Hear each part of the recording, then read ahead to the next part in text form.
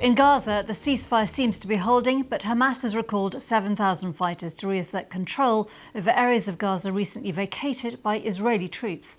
Local sources say that Hamas has appointed 5 new governors, all with military backgrounds.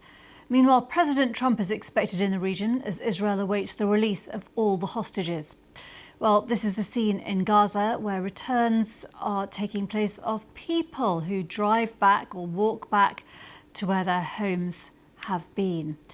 Meanwhile, rescue workers say they've retrieved more than 100 bodies from the rubble, with thousands more expected to be found. Trucks have been seen in Khan Yunis in the last few hours. Under the ceasefire agreement, the aid supply will be ramped up, but key infrastructure is in tatters after 2 years of Israeli bombardment. This is the scene in Tel Aviv, where hostage families are waiting to hear about families' news of their loved ones. Hamas has until Monday to return to 48 Israeli hostages, whilst Israel must release 250 Palestinian prisoners. For its part, Israel's military says it's completed the first phase of its withdrawal from Gaza. President Trump is due in the Middle East in the next day or two. Some US troops are being deployed to Israel. Saeed Shahata from BBC Arabic explained what the 7,000 Hamas fighters were for and what that news tells us. Before this war of October 2023, there is a Ministry of Interior, there is security forces of Hamas controlling, keeping order in Gaza. But after the Israeli war in Gaza, so they disappeared, and there is some looting happened when the aid, so there was complaint from the international organization where some trucks were looting, or some people are hungry, so they have no option but to grab whatever they can. So recalling them, I think, was expected a step by Hamas, because it will be now this order. Who is going to secure the delivery of aid? Who's going to control what's happening there? Because what he said, he sent these messages through phone calls and messages to these security forces, asking them to cleanse Gaza of what's called outlaws and collaborators with Israel, because there is some people were going against Hamas, and they were, have links with Israel. So they try to keep an order. So it's not is worrying for Israel, because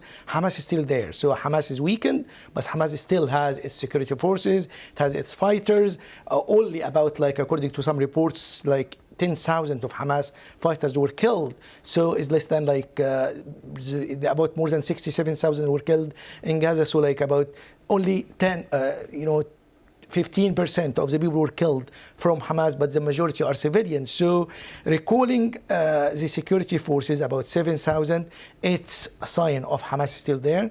It's trying to keep an order, because the Israeli withdrew from several specific areas. So Hamas will deploy in this area. And the reports, they already deployed some units from security forces deployed there, some of them in civilian clothes, some other in the uniform of the Gaza police. So they are there in the areas where the Israeli is not there. So there are not going to be any clashes or whatever, but it's keeping an order, keeping the delivery of aid safe. And it shows that Hamas will not easily surrender its role in the governing Gaza in the future. And Hamas repeated several times, and recently, yesterday, Hamas and other Palestinian factions saying, the Palestinian future should be decided by the Palestinians themselves. So recalling those forces, it's a sign of Hamas will not easily accept to be excluded from shaping the future of Gaza.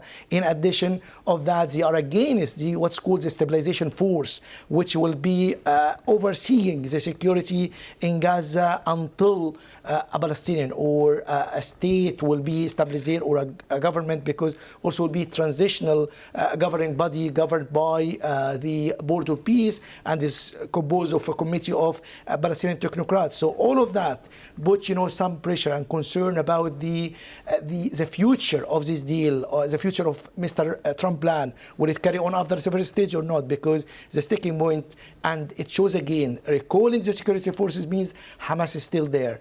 Recalling the security forces means Hamas will not easily surrender that. So it will be difficult negotiation about excluding Hamas from governing Gaza or have a say in the future of Gaza.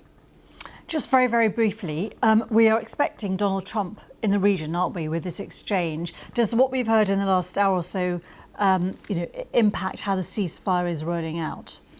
You know, Mr. Trump was the main guarantor for this ceasefire and the main person behind the success of that. And Hamas and the other Palestinian factions calling for Mr. Trump to guarantee that the war is over and there is no resumption of hostilities after if there is anything problem happened. So Mr. Trump is the main one, and he's the one put pressure on Mr. Netanyahu, is put pressure on the other countries and using Turkey and Egypt in the equation and Qatar to reach this deal. So Mr. Trump being in the region, going to Israel and then going to Egypt to sign the deal, it is a matter of his commitment to do that. But the main question is, will he carry on for the second stage or not? Will he be committed to do that or not? Will he be successful with the other players to do that or not? Saeed Sharta there from BBC Arabic, and you can keep up to date with all the latest by seeing the website or going to the BBC News app.